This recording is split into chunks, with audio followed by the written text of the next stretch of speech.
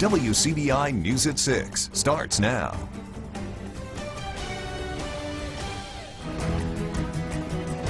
Good evening, everyone. We begin with breaking news. One man is charged after barging into the halls and attacking a Noxubee County high school student. A video submitted to WCBI shows the altercation inside the school. Take a look at this. The Noxubee County Sheriff's Department says 20-year-old Adrian Rice in the white shirt here found his intended target and started that altercation. Rice is currently charged with misdemeanor disorderly conduct by fighting. A Lowndes County Sheriff's Department vehicle is hit and the driver takes off from the scene. 50-year-old Jennifer Kirkman is charged with assault on a law enforcement officer, felony fleeing, and a refusal to take a DUI test. Investigators say a deputy driving an unmarked vehicle was struck while on the way to a call last night on Sam Hill Road near Crawford. Deputies say Kirkman was driving the other vehicle and drove away. Law enforcement gave chase and arrested her. The deputy was not injured. The newly formed Columbus Lowndes Narcotics Task Force is already taking crime off the streets. It's been about a month since Attorney General Jim Hood signed off on the agreement between Columbus Police Department and the Lowndes County Sheriff's Department. Yeah, 2 Columbus police officers joined the task force 2 weeks ago. WCBI's Jory Talley spends some time with the group today to see how things are going. She joins us live in the studio with this update. Jory?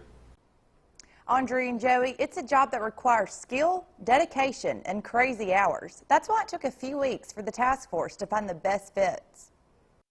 It's a lot. Definitely more than what I expected it to be, but nothing we can't handle. Most first days on the job start out slow and end early, but that's not the case for new narcotic agents like Mo Igaris. Day one went from day into the night, and Captain Archie Williams says what's been done so far points to a very promising future. Roughly the last 2 weeks, the unit has had about 8 arrests drug-related, and we have seen every controlled substance in the city and the county, to include methamphetamine, cocaine, marijuana, prescription medications, and even several firearms that were recovered off the drug violators. Williams says he expects even more once the 2 agents are fully trained. There's a lot of training, including preparing case files, going over search warrants, and a lot of learn as you go. They are also on call with our current on-call agent, and anytime there's a call out, both of the new agents have to respond with the current agent, and that's kind of where the training process begins. We are looking for some schools, narcotic schools, and things to send them to. Columbus Police Chief Oscar Lewis drafted a list of 11 officers with things like work history and desire to be an agent, separating the new members from the other candidates. It means a lot, you know, the chief of police and the city administration, and I feel like have put a lot into me and a lot of trust, and you know, I know what they expect, and I just want to get out here and do a good job for them. Igaris joins the team as a double package. It benefits the city because now they have access to more than just one K-9 team.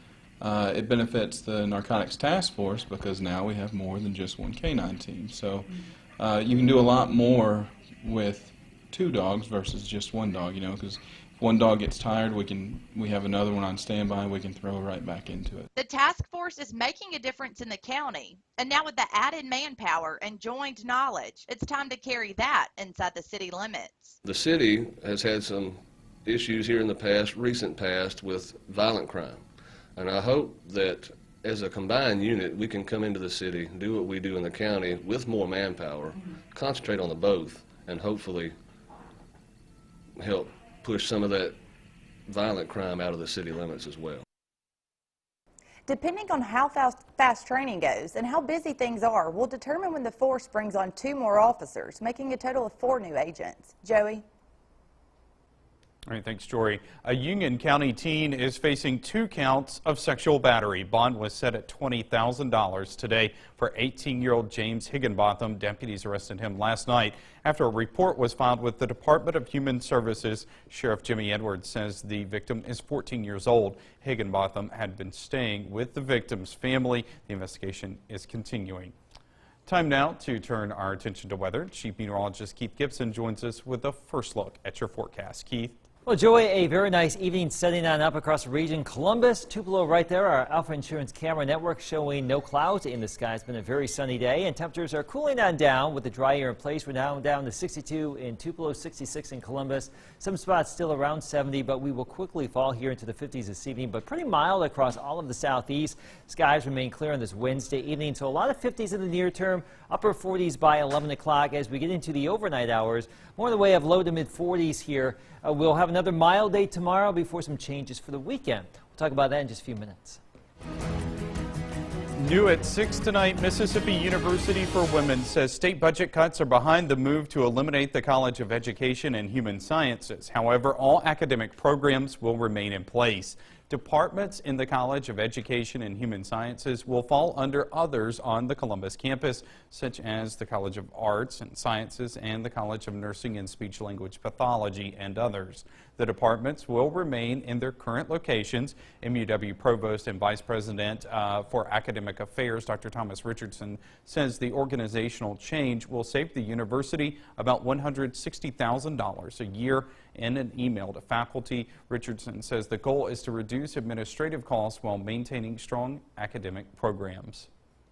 Well, it was supposed to be a decision on whether to help two state universities build affordable student housing, but it turned into a debate over the use of the state flag.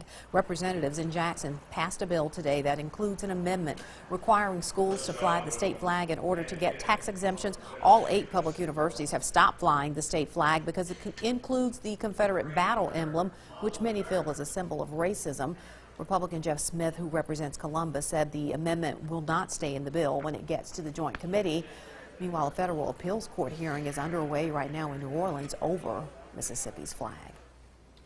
Many of us drive over railroad crossings every day, from 18-wheelers to school buses to our personal vehicles. That deadly crash involving a train and a charter bus Wednesday in Biloxi is putting focus on safety at railroad crossings. Today, our Quentin Smith finds out who's in charge of keeping the track smooth for our commute. He's joining us in the studio with that story. Quentin.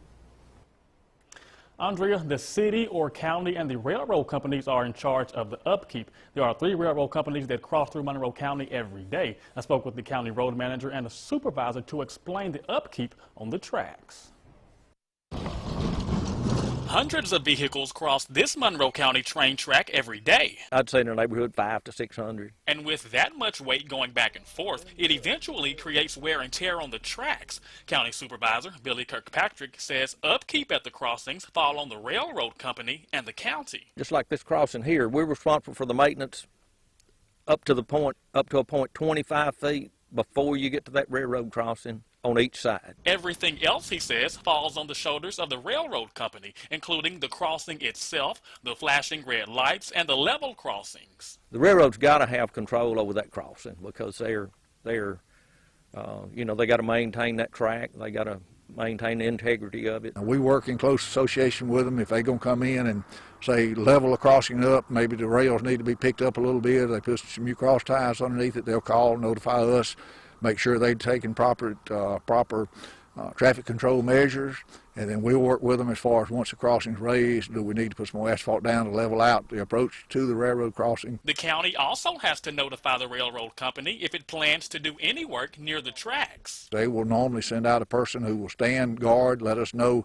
how long we've got before the next train will come through. Monroe County Road Manager Sonny Clay says when residents complain about issues at the crossings, county leaders will ask the railroad company to come in and make repairs. We've had cases where we actually years ago had a lowboy got hung up on a crossing. We had to call them and get them to shut it down until we could get somewhere to pull that lowboy off the crossing. And counties also have the responsibilities to alert drivers. We do replace and are responsible for putting up the railroad crossing ahead signs and also the railroad, the crossbuck in the road itself. Now, if the drivers have problems or want to make any complaints about repairs at a railroad crossing, each company has a phone number on the placard at the crossing. Joey, back to you. And breaking news out of Prentiss County, Justice Court Clerk Donna Inman is arrested today on charges of embezzlement. Sources tell WCBI the charges are part of an investigation by the state auditor's office. Details of the case are not available. Inman posted bond this afternoon. All right, when we come back, we check in on an honor for some area volunteers. And we meet our Educator of the Week after the break. Watching WCBI News at 6 with Andrea Self and Joey Barnes. Welcome back. Volunteers and mentors are recognized for their work in molding young champions across North Mississippi. The annual Breakfast of Champions was held at the Haven Acres Boys and Girls Club in Tupelo. The breakfast also gives leaders a chance to tout the club's successes of the two Tupelo clubs. One has an overall GPA of 3.2, the other has a 3.1 overall GPA. The event serves as the official public kickoff for the club's fundraising campaign. Last year, more than 2,100 people young people were served through the Boys and Girls Club of North Mississippi. Judging by the number of nominations we got, this week's Educator of the Week knows the formula for success. Kelly Hollowell teaches algebra at Caledonia Middle School, and while she's crunching the numbers, she is also building her students' confidence. They say she has a way with numbers and words, making algebra relatable and interesting. Holloway says the best way to teach is from the heart. I've always been of the philosophy, if you can't reach the student and teach their heart first, then you're not going to teach their mind. So once you've captured their heart, then you can capture their mind, and all of the knowledge that I have to share will be taken further. If you'd like to nominate a teacher, visit our website, WCBI.com. Well, this upcoming weekend, we spring ahead 1 hour Sunday morning, so we will be shifting some of this daylight back into the evening hours. Again, that is Sunday morning. We'll talk about the weekend forecast after the break.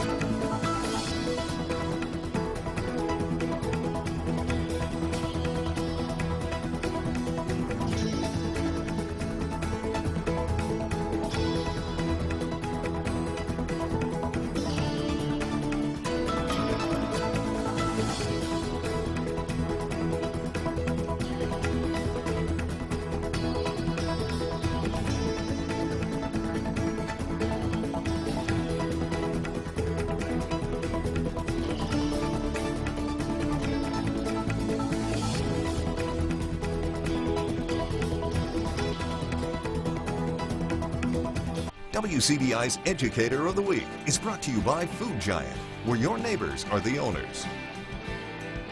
Your first alert weather forecast with Chief Meteorologist Keith Gibson. So nice to see you on this Wednesday. This morning, clear conditions, but a lot of morning fog impacting some of the commutes around here this morning. Thanks a lot to that picture right there from northern Noxubee County. Now, we got rid of the fog this morning. We've enjoyed basically 100% sunshine today. You can see no clouds with our Alpha Insurance time-lapse in HD from downtown Columbus here this afternoon on this Wednesday. Same story everywhere else here in our coverage area. Temperatures are cooling on down right now.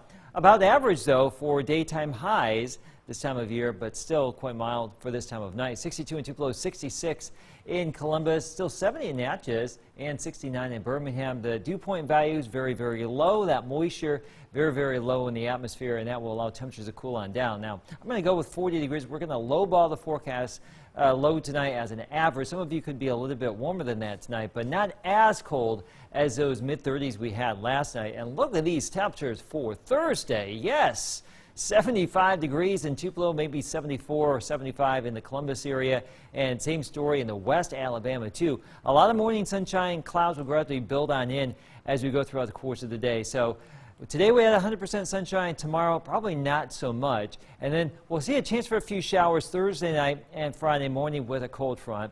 A better chance for rain Saturday into Saturday night. And the big weather pattern will be trending colder across the eastern half of the country. Look at this. We haven't seen this in a long time, folks. A big chunk of cold air coming on down into the eastern United States. And there could actually be some wintry weather in Tennessee and perhaps over here into the Carolinas, maybe far north Georgia, Maybe a few flakes right along the Mississippi and Alabama state line with Tennessee here, but not an impact for us, but just to our north, there could be some wintry weather this weekend. Let me show you that with Futurecast. High pressure on the way out, and tomorrow, pretty nice, but moisture will creep back in from the southwest, and we may see a late day shower, but a better opportunity with that front right there Friday morning as it moves on through.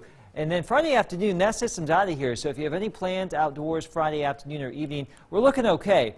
Colder air starts to build on in for Saturday morning. Clouds will fill on in as well. And look at this. Pretty good chance for rain showers Saturday afternoon and evening. And look at that stripe of potential snow just to our north with that system zipping on through. So winter is not officially over yet, folks.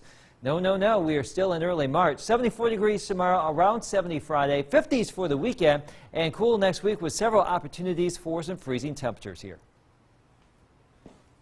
All right, Starkville girls looking to stay undefeated and punch a ticket to the state title game. Highlights from Jackson coming up next in sports. WCBI Sports with Tom Ebel is brought to you by your local Ford dealers. Go further. WCBI coverage of the SEC tournament is brought to you by OCH Regional Medical Center, Advanced Medicine, Compassionate Care, and Ameriprise financial advisor Stephen Black in Columbus. Take charge of your dream for a confident retirement with Ameriprise Financial Services. The SEC men's tournament is underway, and Mississippi State tips off game number 1. The Bulldogs looking to see if they have any magic left as we begin March Madness. So here's the score right now. Mississippi State is actually 13-13. LSU just tacked on a couple free throws. We'll keep an eye on this game and have the highlights coming up tonight on WCBI.